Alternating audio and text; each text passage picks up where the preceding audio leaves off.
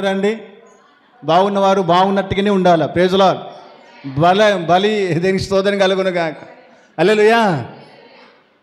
ఆ చివరి వచనం చూద్దామా. ఇశ్రాయేలీలు నా మందిరమునకు సమీపించినప్పుడు ఏ తెగులు అయినను ఇశ్రాయేలులకు సమీపింపకపోయెనని ఆమేన్ ఆయనే చెప్పాను. Praise lord. హల్లెలూయా. అంటే వాక్యం చెప్తుంది, ఇశ్రాయేలీయుల మందిరానికి వారు సమీపించినప్పుడు, నా యొద్దకు వచ్చినప్పుడు, నా యొద్ద నిలిచినప్పుడు, నా యొద్ద నివాసం చేసినప్పుడు ఏ తెగులు వారికి రానివను. Praise lord. హల్లెలూయా. హల్లెలూయా. ఏ కుటుంబం అయితే దేవుని సన్నిధిని ఆశ్రయిస్తుందో, ఏ కుటుంబం అయితే దేవుని వాక్యానికి లోబడుతుందో, ఏ కుటుంబం అయితే దేవుని ఆజ్ఞలను అనుసరిస్తుందో, ఏ కుటుంబం అయితే దేవుని వాక్యానికి ఆతృతపడుతుందో, అట్టి కుటుంబం అట ఆయన క్షేమంగా కాపాడుతుంటాడంట. స్తోత్రం. హల్లెలూయా. కుటుంబాలలో సమాధానం ఉండకపోవడానికి కారణం, కుటుంబాలలో నెమ్మది ఉండకపోవడానికి కారణం, కుటుంబాలలో ఓటమి ఉండడానికి కారణం, సమస్య ఏందనంటే దేనికి స్తోత్రం కలుగును గాక. హల్లెలూయా. దేవునికి దూరంగా ఉండడమే ప్రాబ్లం. స్తోత్రం. హల్లెలూయా. హల్లెలూయా. ఎందుకు ఒక కుటుంబంలో, సంఘములో, ఆత్మీయ జీవితంలో నష్టాలు జరుగుతున్నాయి, వ్యతిరేకతలు నిలబడుతున్నాయి, అనుకున్నది సక్సెస్ కావట్లేదు, కార్యములు జరగట్లేదు, ప్రార్థనకు జవాబు రావట్లేదు, దేవుని సన్నిధిలో మనం ఎదురు చూస్తున్న ఆశలన్నీ కూడా నిరాశలుగా మారిపోతున్నాయి. కారణం ఏంటంటే దేవునికి మనము దూరస్తులుగా మారిపోతున్నాం, దేవునికి వ్యతిరేకంగా జీవిస్తున్నాం, మందిరానికి వ్యతిరేకంగా మారిపోతున్నాం, వాక్యానికి వ్యతిరేకంగా మారిపోతున్నాం, దేవుని సేవకులకు వ్యతిరేకంగా మారిపోతున్నాం, పరిచర్యకు వ్యతిరేకంగా మారిపోతున్నాం. కనుకనే సమస్యలు మొదలవుతున్నాయి. హల్లెలూయా. హల్లెలూయా. అసలు సమస్య ఎక్కడ మొదలవుతుంది? సమస్య ఎక్కడ మొదలవుతుంది అంటే దేవునికి దూరం అవడం ద్వారా. దేనికి స్తోత్రం. నిన్న నుండి దైవజనులు చెప్తున్నారు, పాపం ఎలా వస్తుందట, అసలు పాపం ఎప్పుడు పట్టుకుంటుందట, పాపం ఎప్పుడు ఏలుతుందట, పాపం ఎప్పుడు ఒక మనుషుణ్ణి పడగొడుతుందట అంటే దేవుని వాక్యం సెలవిస్తున్నది, దేవునికి దూరమైనప్పుడు పాపములను పట్టుకుంటుందండి. దేనికి స్తోత్రం. హల్లెలూయా. మీకు మంచి అర్థమయ్యేతో చెప్తాను. మనము ఏదైనా వెలుగు కింద ఉన్నప్పుడు చీకటి మన దగ్గరికి రాదండి. వస్తుందా? చీకటి మన మీద ఉన్నదంటే అక్కడ అర్థం కావాల్సిన విషయం ఏంటంటే వెలుగు ఆరిపోయిందని అర్థం, వెలుగుకు మనం దూరమైనమని అర్థం, వెలుగు మనకు మీద ప్రకాశించకుండా మనకు వ్యతిరేకంగా ఉన్నామని అర్థం. Praise lord. హల్లెలూయా. సమస్య ఎక్కడ ప్రారంభమవుతుంది అని అంటే దేవునికి దూరంగా బ్రతుకుతున్నాం వల్ల మన జీవితంలో సమస్యలు మొదలవుతున్నాయి. మందిరానికి దూరంగా బ్రతుకుతున్న వల్ల సమస్యలు మొదలవుతున్నాయి. ప్రార్థనలు మానివేసినందున సమస్యలు మొదలవుతున్నాయి. విజ్ఞాపన ఆగిపోయినందున సమస్యలు మొదలవుతున్నాయి. దేవుని మందిరములో సేవ చేయట మానివేసినందున సమస్యలు మొదలవుతున్నాయి. దేవుడు అంటున్నాడు, ఒకవేళ ఇశ్రాయేలు గనక నాకు సమీపంగా ఉంటే, నా మందిరం యొద్దకు వస్తే, నా మాటకు లోపడితే ఏ తెగులు వారికి రానియను. స్తోత్రం. బతుకునే అందరూ ఒకసారి స్తోత్రం చెప్దామా? బతుకునేవారు అందరూ ఒకసారి గట్టిగా స్తోత్రం చెప్దామా? అయినా మనకు రోషం లేదా? గట్టిగా హల్లెలూయా. స్తోత్రం. మందిరం యొద్దకు వస్తే తెగులు రానివాడట, మందిరం యొద్దకు వస్తే ఏ కీడు సంభవించదట, మందిరం యొద్దకు వస్తే ఏ నాశనం మనకు అంటనియడట, మందిరం యొద్దకు వస్తే ఏ సమస్యలు మన మీదకి రానివాడట ఆయన. స్తోత్రం. హల్లెలూయా. హల్లెలూయా.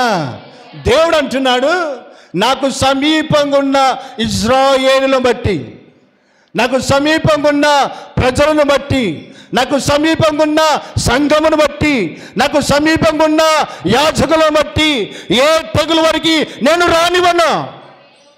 ఎవరిని బట్టి స్తోత్రం కలుగును గాక. హల్లెలూయా. కులము మతము భేదం లేదు దేవుని దగ్గర. గొప్పవారు పేదవారు ధనికులని భేదం లేదు ఆయన దగ్గర. మంచివారు చెడ్డవారు ఉత్తములని భేదం లేదు ఆయన దగ్గర. నేను అంటున్నాను, దేవునికి సమీపంగా ఉన్న ముస్లిం అయినా, హిందూ అయినా, క్రైస్తవుడైనా, నాస్తికుడైనా, దేవుని దూషించువాడైనా, త్రాగుబోతు అయినా, నిందించువాడైనా, ఎగతాళి చేయవాడైనా, ఎవరైనా సరే వారు దేవుని యొద్దకు వస్తే, ఆ కుటుంబం దేవుని యొద్దకు వస్తే, ఆ సంఘం దేవుని యొద్దకు వస్తే ఏ నాశనం రాదండి. వారు ఓడిపోరా. ఎందుకు ఓటం జరుగుతుందండి? ఎందుకు మన కుటుంబాలలో వివాహాలు జరగట్లేదు? ఎందుకు గర్భఫలంలో పొందుకోవట్లేదు? ఎందుకు అనుకున్న చదువుకు మంచి జాబు రావట్లేదు? మనకు అనుకున్న ప్రతి ఫలము ఎందుకు మనం పొందుకోవట్లేదంటే కారణం పాపం. ఎవరటండి? పాపం. పాపం అంటది లేఖనము సెలవిస్తుంది, అందరూ పాపము చేసి దేవుడు అనుగ్రహించే మహిమను పొందలేకపోతున్నారు. దేవుడిచ్చే ఆరోగ్యం పొందలేకపోతున్నారు. దేవుడిచ్చే అధికారం పొందలేకపోతున్నారు. దేవుడిచ్చే సమాధానం పొందలేకపోతున్నారు. దేవుడిచ్చే నిత్య జీవం పొందలేకపోతున్నారు. దేవుడిచ్చే ఆశీర్వాదంలోని అభిషేకం పొందలేకపోతున్నారు. ఎప్పుడు తెలుసా అండి? దేవునికి దూరం అవటం వలన. స్తోత్రం. హల్లెలూయా. ఇంకో మంచి ఉదాహరణ చెప్పనా? మనందరికీ తెలుసు కోడి పిల్లలు. తెలుసా తెలవదా? మరి కొంచెం ఏదో చెప్పండి నాకు. స్తోత్రం కలుగును కాక. మాకేం తెలుసు అయ్యా అన్నట్టు చూస్తాను మీరు. స్తోత్రం కలుగును కాక. హల్లెలూయా. ఆమేన్. హల్లెలూయా. కోడి పిల్లలు చూడండి, కోడి పిల్లలు తన తల్లి దగ్గర ఉన్నప్పుడు గద్ద వచ్చినా, కాకి వచ్చినా, కుక్క వచ్చినా, ఏది వచ్చినా దానికి ఏ హాని రాకుండా తల్లి కాపాడుకుంటూ ఉంటుంది. స్తోత్రం. హల్లెలూయా. ఒక కాకి పిల్లని ఎత్తుకపోయిందంటే, ఒక గద్ద పిల్లని ఎత్తుకపోయిందంటే, ఒక పిల్లని ఎత్తుకపోయిందంటే కారణం ఏంటంటే తల్లికి దగ్గర లేదని అర్థం. తల్లి పరిరక్షణలో లేదని అర్థం. హల్లెలూయా. ఒక కుటుంబంలో నిత్య జీవానికి సూచన లేకుండా, నిత్య రాజ్యానికి ఆనవాళ్ళు కనబడకుండా బ్రతుకుతుందంటే కారణం చెప్పమంటారా? వారు నిజంగా వాక్యానికి దూరంగా ఉంటున్నారు, మందిరానికి దూరంగా ఉంటున్నారు, ఉపదేశానికి దూరంగా ఉంటున్నారు, దిద్దుబాటుకు దూరంగా ఉంటున్నారు, సమర్పణకు దూరంగా ఉంటున్నారు. దేనికి స్తోత్రం. హల్లెలూయా. హల్లెలూయా. దేవునికి దూరంగా ఉండడము ఈ దేనికి కారణం అంటే కోల్పోవడానికి కారణంగా మారుతుంది. స్తోత్రం. హల్లెలూయా. పాపం ఎప్పుడు మనం పట్టుకుంటుంది అంటే దేవునికి దూరమైనప్పుడు మా పాపం ఏం చేస్తుంటే మనిషిని బలహీనపరుస్తుంటుంది. స్తోత్రం. హల్లెలూయా. ఒక మనిషి పడిపోతున్నాడంటే, ఒక పరిచర్య ఆగిపోతుందంటే, ఒక మందిరం వినాశనం అవుతుందంటే, ఒక ఆత్మీయ కుటుంబం నాశనం అయిపోతుందంటే వారు దేవునికి దగ్గర లేదని అర్థం. వారిలో దేవుని భక్తి లేదని అర్థం. దేవుని వాక్యం పనిచేయడం లేదని అర్థం. దేవునికి స్తోత్రం కలుగును గాక. హల్లెలూయా. దేవుడు అంటాడు, నీతిమంతుడు ఆశించింది వానికి దొరుకును. స్తోత్రం. మీరు పడుకుంటున్నారా మేలుకున్నా నాకు అర్థం కావట్లేదు. స్తోత్రం కలుగును గాక. హల్లెలూయా. నీతిమంతుడు ఆశించింది, నీతిమంతుడు కోరుకున్నది వానికి అది దొరుకును. హల్లెలూయా. స్తోత్రం. Praise the lord. ప్రియమైన దేవుని బిడ్డలారా, దేవుడు అంటున్నాడు, నాకు సమీపంగా ఉంటే ఏ తెగులు నీకు నేను రానివ్వను అంటాడు ఆయన. స్తోత్రం. హల్లెలూయా. ఆదాము అవ్వ దేవుడు సృజించిన మొదటి కుటుంబం అయితే అవ్వ ఎప్పుడు పడిపోయింది తెలుసా అండి? అవ్వ ఎప్పుడు పడిపోయింది తెలుసా అండి? దేవునికి, వాక్యానికి, సన్నిధికి, సహవాసానికి దూరమైపోయినప్పుడు అపవాదికి దగ్గరై జీవించినప్పుడు, లోకానికి ఇష్టంగా మారిపోయినప్పుడు అవ్వ పడిపోయిందండి. స్తోత్రం, హల్లెలూయా. అవ్వ పడిపోవడానికి ఎన్ని రోజులు పట్టిందంటే, ఒక్కరోజు 2 రోజు కాదట, 600 సంవత్సరాలు పట్టిందట. స్తోత్రం, హల్లెలూయా. ఓసారి దానియేలుకు కల వస్తుంది. నెబుకద్నెజర్ రాజు విషయంలో ఒక కల వస్తుంది. ఏమంటే ఆ కలలో అట నెబుకద్నెజర్ రాజు గడ్డి మేసినట్టుగా కల వచ్చిందట. ఏమొచ్చిందట అండి? ఎవరు తింటున్నారట గడ్డి? రాజు. చెప్పండి, రాజు. అయితే ఆ రాజు, ఆ మాట వినిన రాజు ఒకరోజు బాగా భయపడ్డాడు, 2 రోజులు బాగా భయపడ్డాడు, 3 రోజులు 4 రోజులైంది, భయం తేలిపోయింది. దేనికి స్తోత్రం, హల్లెలూయా. 4వ రోజు నుండి దానియేలు కనబడగానే ఏమైంది? ఏం జరగలేదే, నష్టం లేదే, ఎటువంటి సమస్య లేదే, అప్పుడు ఎట్లా ఉన్నానో ఇప్పుడు అట్లా ఉన్నాను కదా అని ఎగతాళి చేస్తూ దిగుతున్నాడు. నెలలు గడుస్తున్నాయి, వారాలు గడుస్తున్నాయి, సంవత్సరం అయిపోతుంది. స్తోత్రం కలుగును గాక, హల్లెలూయా. ఏ రోజైతే వాగ్దానం విడుదలైందో అదే రోజు నెబుకద్నెజర్ రాజు గారు అడుగు వెళ్ళి గడ్డి తినడం ప్రారంభమైందండి. స్తోత్రం కలుగును గాక. మనం అనుకోవచ్చు, నేను మందిరానికి పోతే ఏం నష్టం లేదు కదా, ప్రార్థన చేయకపోయినా నష్టం లేదు కదా, సావాసం లేకపోయినా నష్టమేమి లేదు కదా, ఆరాధన చేయకపోయినా నష్టమేమి లేదు కదా, ఆన్లైన్ ప్రేయర్లో పాల్గొనకపోయినా నష్టమేమి లేదు కదా. దేవుడు అంటున్నాడు, అకస్మాత్తుగా మీ మీదకి ఉరి వచ్చినట్లు నాశనం మీ మీదకి వస్తుంది, జాగ్రత్త, మెలకువగలిగి ప్రార్థన చేయండి అన్నాడు ఆయన. హల్లెలూయా. అవ్వ పడిపోవడానికి కారణం ఆదాముకు దూరమై, దేవుని మాటకు దూరమై బ్రతికినందున అవ్వ చెడిపోయిందండి. ఈరోజు సంఘాలలో, ఆత్మీయ కుటుంబాలలో ఎందుకు విశ్వాసం సన్నగిలిపోతుంది? భక్తి జీవితం ఎందుకు తగ్గిపోతుంది? దేవుని సన్నిధిలో దిద్దుబాటు ఎందుకు ఖరాబవుతుంది అంటే వారు వాక్యానికి వ్యతిరేకంగా ఉంటున్నారు, గద్దింపుకు దూరం అయిపోతున్నారు.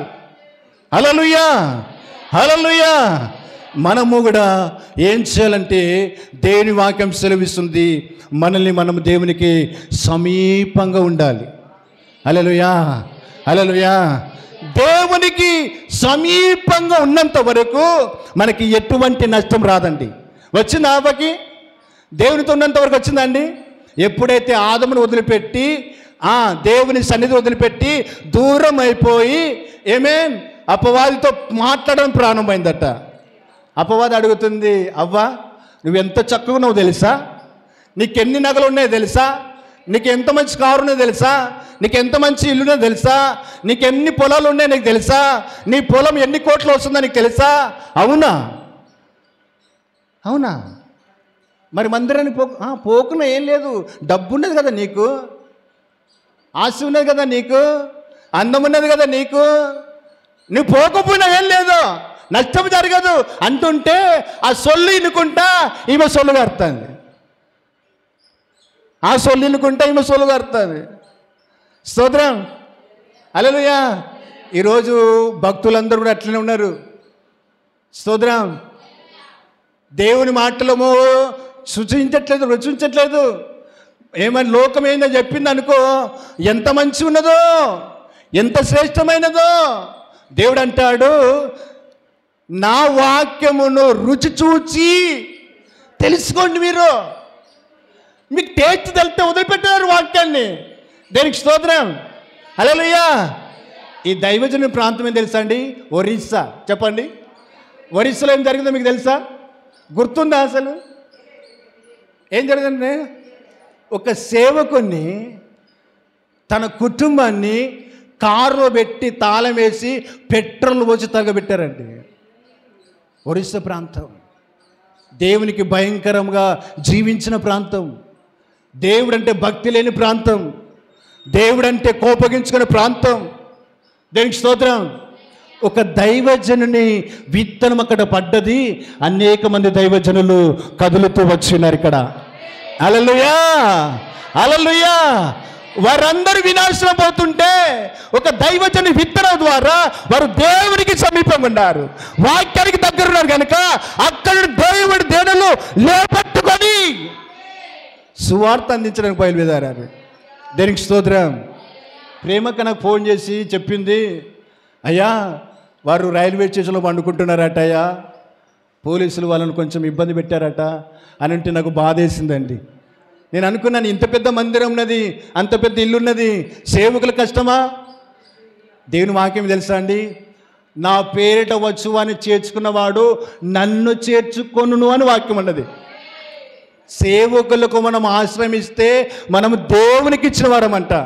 సేవలకు ఏదైనా కార్యం చేస్తే మనం దేవునికి చేస్తున్నామంట. హల్లెలూయా. నేను అలాగనే ఆశపడ్డాను. దేనికి స్తోత్రం.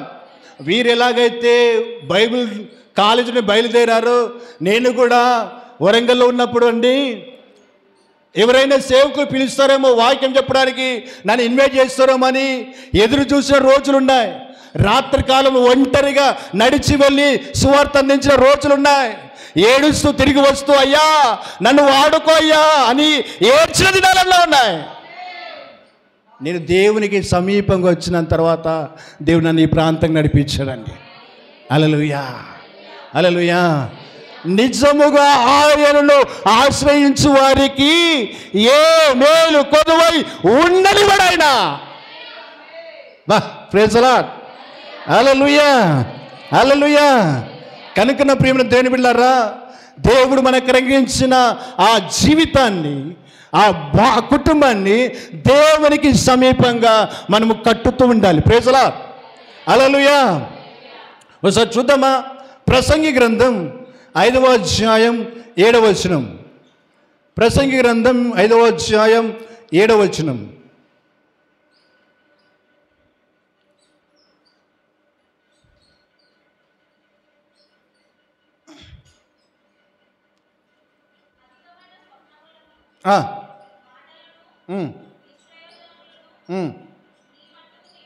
నీ మట్టుకు నీవు దేవుని యందు ఏముండాలటండి? భయభక్తులు అంటే ఏంది? అది చెప్పండి అమ్మా. రాత్రి మా ఇద్దరు కొడుకులతో చెప్పాను, సేవకులు వస్తున్నారా, మనం తొందర ప్రిపేర్ అయి ఉండాలి, మందిరంలో మనం ప్రార్థన చేయాలి అని చెప్పాను. వారు నా మాట పక్కన పెట్టి ఆట మోజులు పడిపోయారు. దేనికి స్తోత్రం. హల్లెలూయా. వస్తున్నప్పుడు నేను ఎదురుగా నిలబడ్డా. డాడీ వద్దు డాడీ. ఎందుకు? భయం, కొడతాడేమో. స్తోత్రం కలుగునుగాక. హల్లెలూయా. దేవుని విషయము కూడా అదే భయం ఉండాలి. మందిరము రాకపోయినా, ప్రార్థన చేయకపోయినా, సహవాసం కోల్పోయినా, అయ్యో నానా నన్ను ఎందుకు వదిలిపెడుతున్నావు? యేసుప్రభు అన్నాడు కలువరి శిలువలో, తండ్రి నా దేవా ఏలన చెయ్యి విడిచిపెడుతున్నావు, ఎందుకు నన్ను దూరం చేస్తున్నావు, ఎందుకు నన్ను మర్చిపోతున్నావు అడుగుతున్నాడండి. స్తోత్రం. ఇంత ముందుకు ఒక జంట వెళ్తుంది, ఒక కుటుంబం వెళ్తుంది, ముసుగు కట్టుకొని చుండి కట్టుకొని. నేను చూసిన ముఖాలే కదా, ముఖం సున్నెందుకు పోయేదని పోతున్నావు ఎట్లాగే. స్తోత్రం. హల్లెలూయా. దేవుడు లేడని కొద్ది బుద్ధిమంతులు, బుద్ధిహీనుల కంటే బుద్ధిమంతులు ఇవ్వాలి. Praise the lord. హల్లెలూయా. అందుకనే దేవుడు అంటున్నాడు, నిన్ను నీవు, నీకు నీవు భక్తి కలిగి ఉండు, నిన్ను నీవు దేవుని సన్నిధిలో నిలబెట్టుకొని ఉండు. Praise the lord. హల్లెలూయా. యోబును చూస్తే యోబు మట్టుకు దేవుని సన్నిధిలో భయభక్తులు కలిగి ఉన్నాడండి. మాటలో తప్పిపోలేదు, కార్యాలలో తప్పిపోలేదు, ప్రార్థనలో తప్పిపోలేదు, స్తుతి నైవేద్యం విషయంలో తప్పిపోలేదు, దేవుని యందు యథార్థతలు తప్పిపోలేదు, సాక్ష్య విషయంలో తప్పిపోలేదు, ఆయన పొందుకున్న అభిషేక విషయంలో తప్పిపోలేదు, ఏ విషయంలో కూడా తప్పిపోలేదండి. తనను తాను భక్తితో దేవుని సన్నిధిలో కనిపెట్టుకున్నాడండి. దేనికి స్తోత్రం కలుగునుగాక. హల్లెలూయా. ఆ కనిపెట్టుకొని ఉన్నాడు కనుకనే దేనికి స్తోత్రం. పోగొట్టుకున్న కుటుంబంతో పాటు రెండంతల ఆశీర్వాదం వచ్చేసింది. ఎవరైతే దేవునికి సమీపంగా ఉంటారో దేవుడు వారికి పోగొట్టుకున్నవన్నీ మరలా అనుగ్రహించడానికి ఆయన సమర్థుడై ఉన్నాడు. హల్లెలూయా.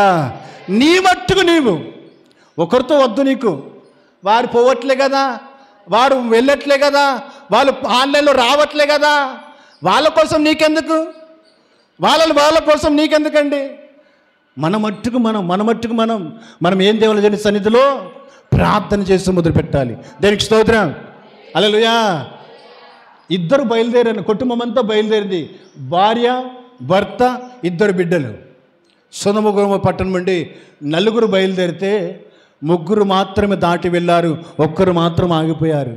ఆ ముగ్గురు అనుకున్నారండి, అయ్యో మా మమ్మీ రావట్లేదు, అయ్యో నా భార్య రావట్లేదు అని అనుకున్నదా? అనుకోలేదండి. నేను అంటున్నాను, నీ భక్తిని బట్టి దేవుడు నీకే రాజ్యం ఇస్తారు తప్ప నీ భర్తకు కానీ నీ పిల్లలు కనుక ఇవ్వడైనా. ఎవరి భక్తిని బట్టి వారికే, ఎవరి రక్షణ బట్టి వారికే. స్తోత్రం. హల్లెలూయా. నేను పరిశుద్ధుడనని నా పిల్లలకు అవకాశం ఇయ్యడు, నా పిల్లలు పరిశుద్ధులని నాకు అవకాశం ఇయ్యడు, మేమిద్దరం పరిశుద్ధులమని నా భార్యకు అవకాశం ఇయ్యడైనా. ఎవరి భక్తి వారిదే, ఎవరి ప్రార్థన వారిదే, ఎవరి సహవాసం వారిదే. దేవుడు అంటున్నాడు, నా యొద్దకు వస్తే ఏ సమస్య నీకు నేను రానివ్వను. దేనికి స్తోత్రం. 91వ వచనం కీర్తన.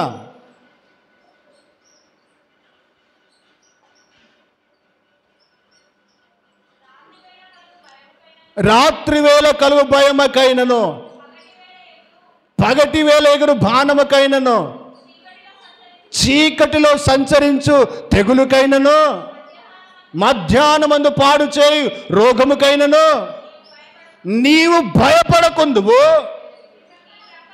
నీ ప్రక్కన 1000 మంది పడినా, నీ కుడి ప్రక్కన 10,000 మంది కూలినా అపాయం నీ యొద్దకు రాదు. బా స్తోత్రం. Praise the lord. హల్లెలూయా.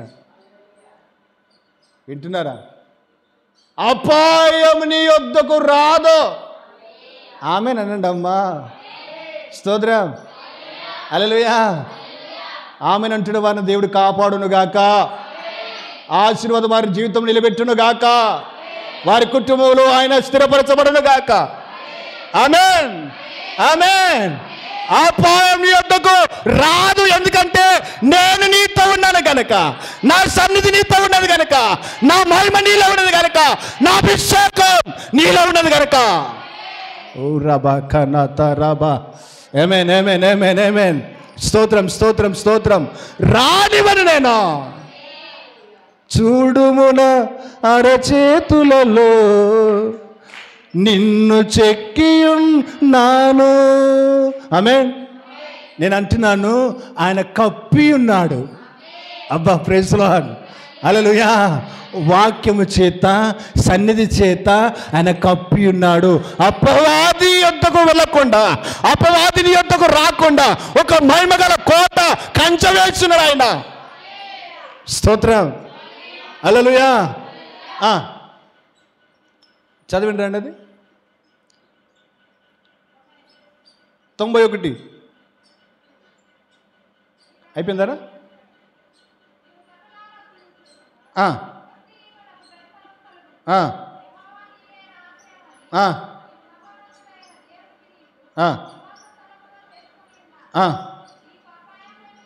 ఆమేన్. బా నేను అనంతవరకు మీరు అన్నారా? స్తోత్రం.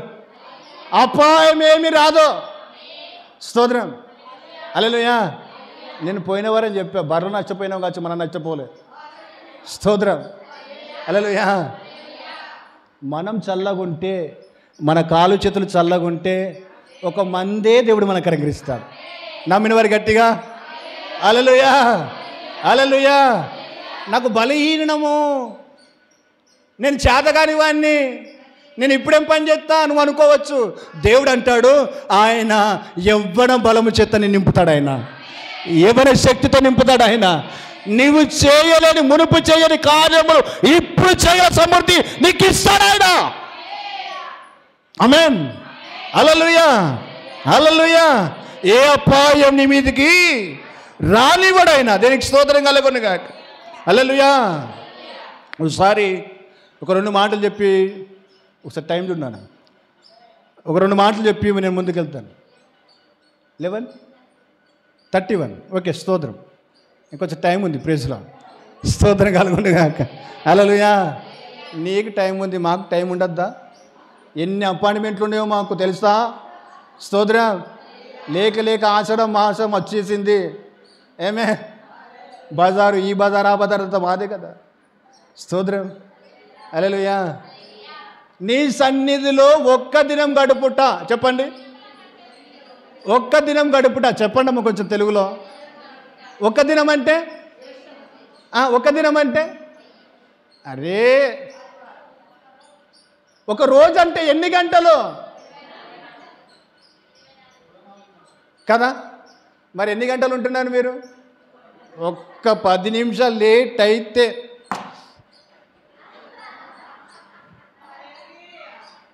స్తోత్రం. హల్లెలూయా. ఇప్పుడే కొనుక్కున్నట్టు వాచ్, అత్తగారు ఇప్పుడే పెట్టినట్టు. స్తోత్రం. ఒక్క దినమన్నా గడపాలి కదా మీరు. స్తోత్రం. దేవుడన్న పిచ్చోడా తిక్కలోడా? నువ్వు ఎంత ఆసక్తి పెడుతున్నావు తెలియదా దేవునికి? నువ్వెంత శ్రద్ధ చూపెడుతావు తెలియదా దేవునికి? ఎంత భక్తిగా ఉన్నావు తెలియదా దేవునికి? ఆయన గుడ్డోడు ఎడ్డోడానికి ఇవ్వడానికి. దేనికి స్తోత్రం. ప్రార్థన చేసిన సక్సెస్ అవడం లేదన్నా. పిచ్చోడే మన నువ్వు. ఆయన భక్తికరంగా నువ్వు ప్రార్థన చేస్తే కదా. నామకార్థన క్రైస్తవులాగా ప్రార్థన చేయొద్దు అని దేవుడే అన్నాడు కదా. వారు బజారులో నిలబడి వారి కంఠస్వరములు అనేకులకు వినిపింపబడటం ప్రార్థన చేస్తారని వాక్యం ఉన్నది కదా. స్తోత్రం. నువ్వెందుకు నీ ప్రార్థనలు ఫలించలేకపోతున్నాయి అంటే, నీలో దేవునికి దగ్గర కలిగిన గుణాలు నీ కుటుంబంలో నీలో లేవు గనక ఆ ప్రార్థనకి జవాబు రావట్లేదు. స్తోత్రం. హల్లెలూయా. నేను అంటున్నాను ప్రేమ దేవుని బిడ్డలారా, ఆశపడే ప్రాణన దేవుడు తృప్తిపరచే దేవుడు. ఆయనను ఆనుకోవాలి కానీ, ఆయనకు సమీపంగా ఉండాలి కానీ, ఆయనను కోరుకోవాలి కానీ అన్నీ అనుగ్రహించే దేవుడు ఉన్నాడు.